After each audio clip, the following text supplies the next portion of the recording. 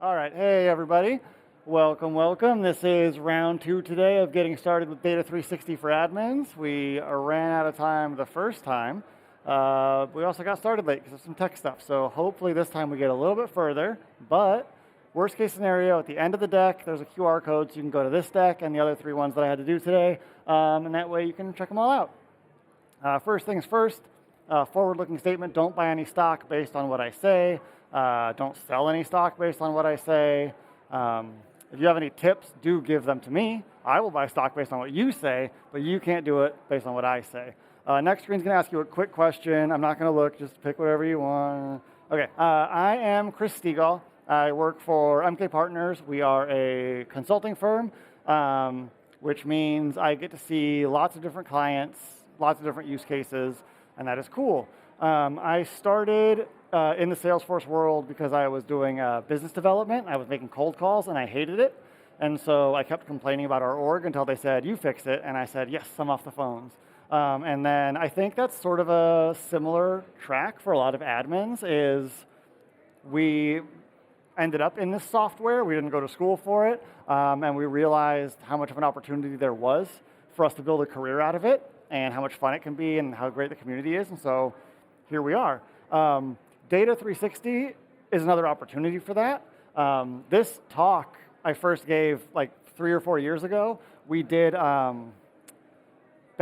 was the Dreamforce where they did Salesforce Genie, and then the next year it was Data Cloud, and then at 2 Dreamforces and TDXs it was Intro to Data Cloud, and then last year they were like, hey, we changed the name of Data 360, so now it's Data 360. But the good news is I think everybody knows what Data 360 is now. Is anybody not familiar? Cool. Because the first time I did this, it was a lot of like, here's what it is, but now we get to talk about how to use it. So that's what we're going to do. I'm going to try to breeze through a little bit what it is. I'll hit some high-level stuff in case there's folks at home that are brand new to this, and then maybe they'll want to come next year. And then we're going to talk about why admins should care, which I think is probably the most important part. And then we're going to talk about how you guys can get started working in Data 360. How many of you guys are actively working in Data 360 already or have some? Okay, cool. So we know what it is, but we haven't gotten started. That is the perfect audience for this. So let's go ahead and breeze through this. Data 360, again, Salesforce's answer to dealing with all that data from all those different sources all at once, right? As long as I have been involved in the Salesforce ecosystem, the message has always been that Salesforce is the single source of truth. That's where all of the data can live and be acted on. We can bring all of these teams together and act intelligently. Data 360 is a tool that lets us do that, and it lets us as admins do that, where we used to really need a developer to build an integration. Now we have this tool that we can connect a bunch of things, we can map things ourselves. So it really does broaden our capabilities as admins, which is the thing I'm always excited about because that makes us more valuable to the team, makes us harder to fire, harder to deny raises to, and that is all good stuff. So again, we're connecting all these things. Unifying those customer profiles is important for so many departments. Their customer service hates it when they have bad information or old information, and it makes them seem like they don't care about their clients. Sales hates it when they have outdated information because it makes it harder to sell when someone thinks you don't know them. Marketing hates it because you don't want to waste marketing dollars putting something in front of somebody that isn't the right fit. So Data 360 lets us unify those profiles, lets us scale those bigger data sets. It does some technical stuff that's a little bit like above my pay grade, where it's like zero copy and whatnot, and so you can act on data that would take a long time to act on otherwise. But the point is, for us, it helps admins bring in other platforms into our world. So instead of saying, I own Salesforce, I work with the sales team, marketing, they're on some other platform because they haven't come around to Marketing Cloud yet. Now I can connect their data into my Salesforce org, and now I can help marketing because I'm giving them information, pushing data out from Salesforce that's relevant to them, and I'm giving sales that marketing information, and now all of a sudden I kind of own both of these products. Now I'm the go-to person for their platform and our platform. And again, that just makes us more valuable as admins. And so that's why it matters, right? It's going to bring all of these things in and make us more valuable. So how does it empower admins is we're talking about the enhanced data management. which is what we've been talking about, connecting all those things. But then automating processes to save time, I think, is something that like most admins really built our initial careers around, is reducing data entry, building automations. And so this gives us a whole new, not set of tools, but a new set of blocks to build with. Now we can build automations that we couldn't have before, now that we have access to these new pieces of data. Now we can help teams that we couldn't help before because they lived outside of our world. And the goal is that we get to, by sort of expanding our sphere of influence, now you get to be like the hero around the office and like the cool kid that can sit at any table at lunch, because everyone's excited to see you. You've made all of their jobs easier, not just one team or not just people. Because I think we've run into that where there's a part of Salesforce you could roll out for somebody that would make their job easier, but you have that resistance from a team that doesn't want to change the way they do things. So this lets us help those people without pulling them out, and eventually we'll wear them down and get them onto our side anyway. Okay, so we'll dive into some use cases here. I'm going to breeze through these also because I think we know this stuff. These are on Salesforce's website. They're also linked in the deck, so when I share this, you guys will be able to check them out. But yeah, personalizing the shopping experience, automating journeys, resolving cases more quickly. It's all built on acting on additional data that we couldn't have acted on before. So that's what we've been talking about. Again, yeah, automating data. I broke out the stories that are relevant to each one, so when you guys go through it, you can grab the use case that's right for you. So now we get to talk about how to get started. And as with most things in Salesforce, the best way to get started is Trailhead modules. These are still up. The Data 360 Quick Start Guide, Data 360 Unlock the Value, and there's links to these as well in here. I always start with the Trailhead modules because they give you that like high-level understanding and then usually drop you into some of the hands-on practice projects. With Data 360, it's a really good starting point, especially because this is one of those things that you're going to want to be able to communicate effectively about to those other teams, because you're going to be bringing value to them, incorporating their data, and you want to be able to communicate it in a way that you're not going to scare them off. You're not changing anything about what they do. You do need to have conversations with them about like what the relevant data is, what they value the most, and what they would like to have but don't currently have. But the Trailhead modules will help you understand enough about how things operate so that you can have those conversations in a way that doesn't raise any fears of we don't want to get involved with you. So after you've got that, grab a developer org, grab a trial org, connect something. Pick something that you're interested in connecting and connect it just to give yourself like a sample of what it's like to do one thing for no business risk and no business value, just yourself. Connect your fantasy football results to an object that tracks wins and losses is a fun way to do it, and like build something that you'll enjoy doing. And that way you also have a fun product you can show around to those teams as you try to get their buy-in. There was also certifications. There are 2 certs. Don't rush into them expecting to pass right away, but do rush into them if your boss is paying for it. I always recommend take the cert first. You're going to get a lot of stuff right because you've been here, you've been exposed to all of this, and you know things that you don't even know that you know. So take the cert, and if you fail, you get a discount on the next one. And if your boss is paying for it, it's no money out of your wallet anyway. But then you can study on just the things that you failed on. Instead of spending 10 hours studying everything, you can spend 3 hours studying the important stuff. It costs you an extra $100 because you had to take it once, but like, what's the math? I don't know, 700 divided by 7. You're worth more than that. So, value your time, take the certs, fail, learn, repeat. Okay, this actually, so 2 TDXs ago, we had a bunch of booths about, it was Data Cloud then, it's Data 360 now. We don't have those booths this year, so I thought this would be here again, it's not. But this is an opportunity. Salesforce does have a bunch of documentation on getting started with Data Cloud, and it's a great opportunity to reach out to your AEs in a way that they're going to be excited to talk to you, because they are really, really excited to sell Agentforce right now. And it's a hard conversation to have, and it's an impossible conversation to have without Data 360. So if you say, hey, I'm looking at rolling out Data 360, I really want to make sure we're getting the most out of it. I know we have access to it for free. they're going to say, I would love to help you. I will give you whatever you need, because they know that's the gateway to them having that Agentforce conversation. But there's also no pressure on you right now. So it's like, it's one of those rare opportunities to like you and your AE get to really bond over this, and there's no risk of anything happening that you don't want to have happen.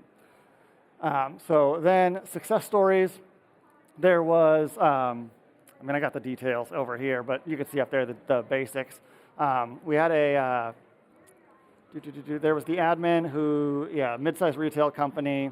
They pulled in email marketing and website visits into their Salesforce org, so they were able to like better segment their email marketing campaigns. And so then that resulted in higher open rates.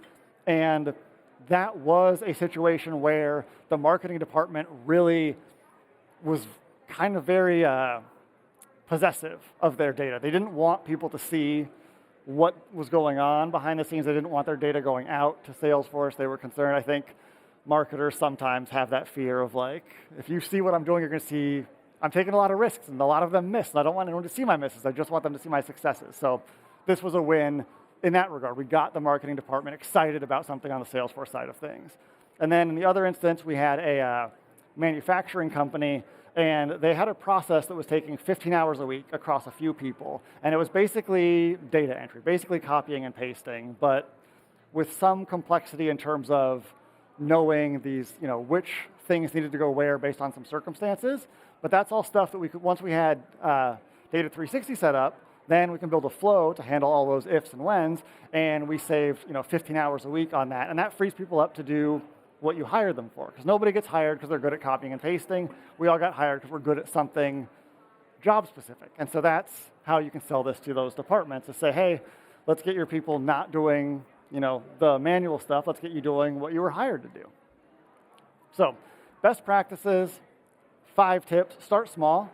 Focus on one feature, one use case. Don't try to solve a whole department's problems. Don't try to solve, everything in the company. Pick one very specific thing, one piece of data that is missing. And a good way to do this is to, if you have Slack, pop into the Slack channel for each department and say, hey, what's one thing in Salesforce that you would love to be able to act on? Or what's one thing that you have that you think someone else would benefit with in Salesforce? Connect just that one thing so that you know how it works, and look for have a plan to measure the outcome too. So that way you can say, hey, here's an easy win. We got this one thing connected. We had this impact. And now I can go make the pitch around the office about how we scale that and provide that same service to other departments and make ourselves more valuable as an admin beyond our own little sphere of influence. Next up, join the community. You guys are all here, so you're doing a great job of that. If you're watching at home, get here. Jump on the Trailblazer community, ask questions. Everybody is super helpful, which is exciting in a world where sometimes people are a little bit overly competitive. Use a sandbox. They're free. Again, connect something fun for you, because the more fun it is for you to do it, the more likely you are to actually care and actually see it through to the end, and that's how you learn. And then lastly, stay curious, because every time there's a new product, it's an opportunity for us as admins to make sure that we are still the go-to person, make sure that we have relevance both and value in our company, but also on our resume, because once you own Data360, once you own Agentforce, then you know that there's 100 other companies out there whose bosses are saying, hey, why aren't we using Agentforce? We've been on Salesforce for 20 years. Let's get Agentforce going. And then you can show up and say, hey, I ran Agentforce over at my firm. I'm happy to come here for a big raise. And so that is a chance it's an incentive to stay curious. All right, so where do we actually start? You got your existing org. You have an opportunity map, which is essentially an outline of opportunities for improvements to your systems. And the unknown in the middle is things that aren't in your org right now, the things that would help you realize greater opportunity or help a department realize more if they had access to that information. So our job is we know what we know where we want to get because the department will tell us, and then working with that department and what we know, that's how we solve that unknown bit. So we're going to put our heads together and say, I know what we have, we know what you want, so here's where we're missing, and that's where we'll build the connection with Data360. So here is your data inventory map. You're going to want to start with inventory. And that's going to be, just, again, what you have. That's your existing org, the pieces that you know about, where data lives today. And it's one of those things that you could be a super small company. You might be a 4-person operation, and you think you know where everything is.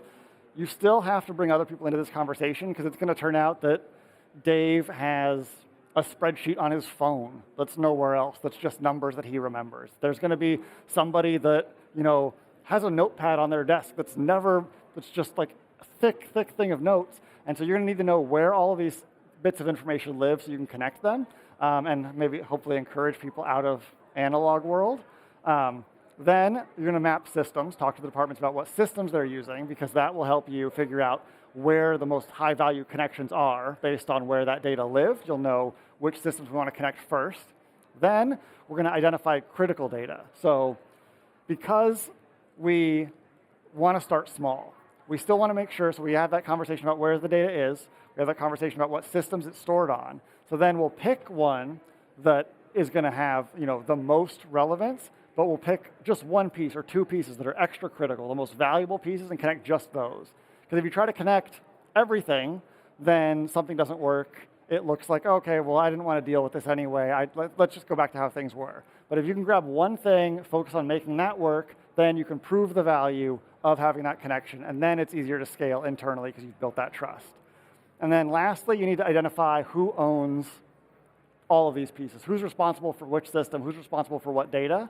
Because once things are connected, the value and integrity of that data becomes more important. And it's really hard when you as an admin get responsibility that you didn't, not responsibility, but things are going to seem more connected to Salesforce, but you're not going to have influence over necessarily how marketing is using that third-party system.